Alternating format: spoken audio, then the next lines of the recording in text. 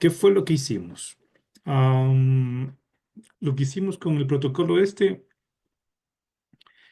fue generar información que sea útil para calcular las isocronas de una cuenca hidrográfica, ¿no?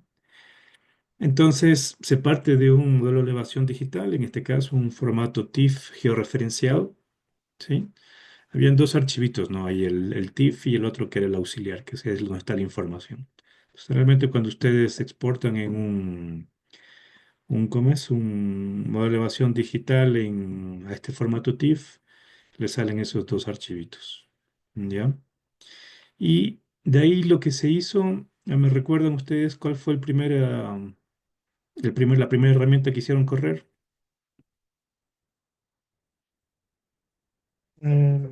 Relleno de vacíos.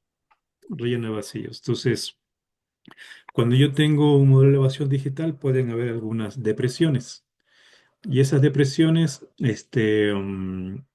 como mi intención es saber qué tiempo se demora el agua de moverse de un sitio a otro, es decir, de un sitio de la cuenca al punto de cierre de la cuenca, si hay una depresión, el agua se puede quedar estancada ahí, ¿no?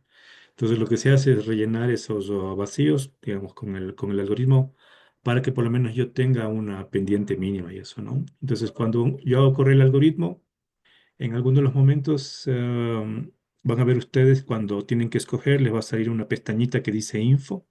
Si se meten ahí, les sale la lista de los artículos o las referencias de donde proviene ese cálculo, ¿no? Y ahí, digamos, si ustedes quisieran profundizar en cada uno de los pasos, podrían ir ahí y ver los artículos y leer los artículos y de ahí intentar comprender lo que se hace. Entonces, el primer paso es rellenar esos vacíos para que esas depresiones no estén ahí. Y la idea es que en este caso, para nosotros, el agua se pueda mover, ¿no? Todo el tiempo. ¿Ya? Siguiente paso que hicieron, ¿cuál fue?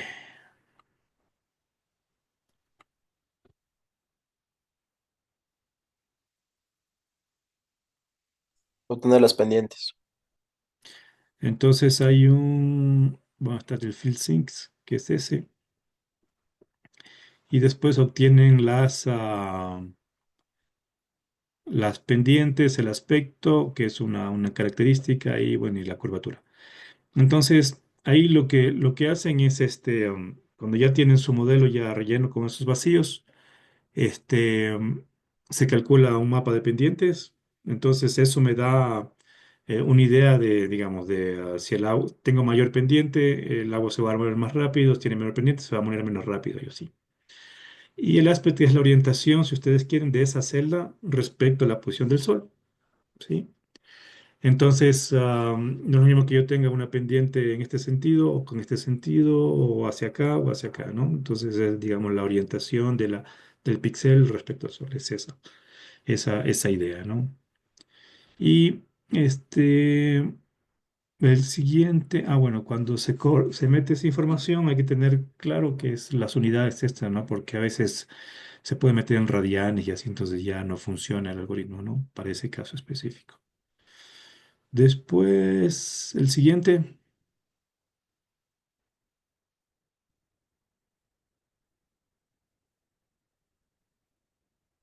¿no? La siguiente rutina que implementaban. Los vecindarios extendidos.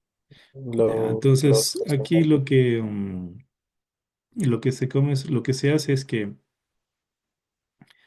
eh, ah, cuando yo tengo una celda, ¿no? Esa de ahí se va a conectar con otra, ¿sí? Entonces, es como que yo le asigno una flecha para que me diga en qué dirección se va a mover el agua principalmente, ¿no? Tiene una orientación, entonces se va a mover el agua para acá, o se va a mover para acá, o se va a mover para acá, y entonces ahí se va juntando como esas flechitas. Y esas flechitas es lo que me permiten, si ustedes quieren, delimitar las cuencas, ¿no? Para que el agua se vaya moviendo siempre de un lado a otro, y cuando confluyen en un sitio es cuando se va conformando, si ustedes quieren, la red de drenaje, ¿no? Y digamos, ahí tenemos esas catchment areas y se va conformando la red de drenaje, ¿sí? De ahí el siguiente, ¿cuál era? Y de ahí ya creo que el final es de las isócronas, ¿no? Sí, Entonces ahí cuando usted, seleccionaba perdón, Se seleccionaba el punto final y ya se leía los histogramas. Entonces hacía correr las isócronas. De aquí había una cuestión, ¿no? Que algunos grupos estuvimos conversando sobre eso. Es que lo ideal es, en este caso cogimos un demo así que no conocíamos, ¿no? Pero ustedes van a trabajar con un DEM que conocen y tiene que estar, digamos, también ubicada el punto de referencia donde está ubicado el sitio de interés, que para este caso, nuestro sitio de interés es la ubicación de una estación hidrométrica, que en principio corresponde a un sitio sobre el río, ¿no? Sí, en la parte baja del río. Entonces, yo cuando haga clic, para ya definir digamos, el cálculo final de las isocronas para ese sitio, debo tener claro que siempre voy a hacer clic en el mismo sitio, ¿no? O sea, me voy a mover un poquito, pero siempre estoy ahí. Entonces, lo recomendable es que tengan también este, um, la ubicación de ese punto bien clara, ¿no? Sí, entonces, lo recomendable es hacer un shape con ese punto y para el día sábado tener esa información. Es decir, no solamente el DEM en formato TIFF como teníamos aquí, sino que también la ubicación del punto de interés para que todos puedan correr sin problemas a partir del mismo sitio. ¿Está claro? Sí. Entonces, por ejemplo, aquí ve. Aquí cuando yo les decía info, si ustedes van aquí en cuando están en este tipo de ventana, si van a info, ahí les aparecen las referencias bibliográficas o el artículo o los artículos en los que generaron los códigos que después se lo insertó en el Sagayis o en el QGIS, ¿no? Sí. Después ahí podríamos, si ustedes quieren, profundizar más, ¿no? Lo que estamos haciendo es que estamos utilizando todas esas características anteriores más otras características que también tienen que ver con el movimiento del agua en la cuenca. ¿Sí? Entonces, por ejemplo, ahí ustedes ven el CN, que es el número de curva. Lo que se hace es que se mete una lluvia tipo, ¿sí? Con una cierta cantidad de lluvia pequeñita, y se hace que se mueva en la parte, en la superficie de la cuenca, ¿no? Entonces, si dependiendo del CN, voy a tener una mayor o menor rugosidad. Entonces, va a mover más, menos rápido, ¿no? Sobre un píxel. Y después también, cuando ya llega a un curso del río, se va a mover por el curso del río y también va a tener mayor o menor resistencia del agua, ¿no? Entonces, digamos que por eso es más elaborado que una curva no, que una ecuación de tiempo de concentración más sencilla. Entonces, tengo aquí más información sobre eso. Entonces, aquí lo que hemos hecho nosotros es dejar por default y se meten esos parámetros que están ahí abajo. Si quisiéramos profundizar por, qué sé yo, hacer un trabajo más detallado de, qué sé yo, de investigación o algo así, podríamos meter un mapa de, qué sé yo, de Manning en los ríos o un mapa qué sé yo, de número de curva y así, ¿no? Para afinar, si ustedes quieren. Pero bueno, eso no, habría que profundizar, hacer mucha prueba, ensayo y error, tener información para verificar primero antes de poder utilizar y ganar a construir esta curva de aprendizaje, ¿no? Por ejemplo, eso yo no he hecho, yo sé que se puede hacer, pero no lo he hecho. Entonces no les voy a dar información que no corresponde, pero se podría hacer, ¿sí? Y hay artículos sobre ese tipo de cosas también, ¿no? ¿Qué más? Entonces después ya, una vez que tenemos ya en HOTLI donde corresponde, ya tienen su información. Entonces, digamos, esta es la información por default que sale, ¿no? Cuando ustedes ven digamos, este raster de las isocronas, ustedes ven que no es tan homogéneo como el que usamos para el ejercicio de referencia, ¿no? Y aquí me da el tiempo de concentración, que en este que se llama time output en horas y en estas unidades más o menos, ¿no? Sí. Entonces, por default, ¿cómo es? El algoritmo me saca esto de aquí, ¿sí? Entonces, cuando salga esto de aquí, si ustedes se fijaron, cuando ustedes hacen esto cambiar las clases del histograma y sacar el Excel, sacar la tabla de datos y después proceder en el Excel. Si ustedes se dan cuenta, vuelven a hacer, ¿no? Se dan entre la primera salida que les da el algoritmo respecto al procesamiento que ustedes hacen después, va a salir un tiempo más grande. Entonces, lo que pasa es que el tiempo es más grande porque cuando ya sacan toda la información y ustedes generan su propio histograma, les va a dar el tiempo de conservación de las partes más alejadas de la cuenca y con menor pendiente y eso, ¿no? Entonces, si ustedes se fijan, esas partecitas de la cuenca son casi las partes, si ustedes quieren, las cimas o las aristas de la cuenca. Entonces, eso va a representar una parte pequeñita de la cuenca y eso vamos a ver en términos de área, ¿no? Y eso vamos a ver al final cuando veamos el grafiquito que se genera. ¿Sí? Entonces, ustedes podrían, con esto de aquí, con la salida inicial, ya tener una primera idea de cuál es el tiempo de concentración, ¿no? Que aquí a grosso modo sería, qué sé yo, casi 7, ¿no? 6 y un poquito más, casi 7 para esta cuenca. ¿Sí? ¿Está claro hasta ahí, jóvenes? ¿Aló? ¿Aló, aló? Sí, está claro. Sí. Ok, listo. Entonces, bueno, tenemos eso. De ahí generamos, en este caso, no sé si aquí hizo, no. Se visualiza el histograma. Creo que aquí, cuando visualiza el histograma, le salen como 100 clases, ¿no?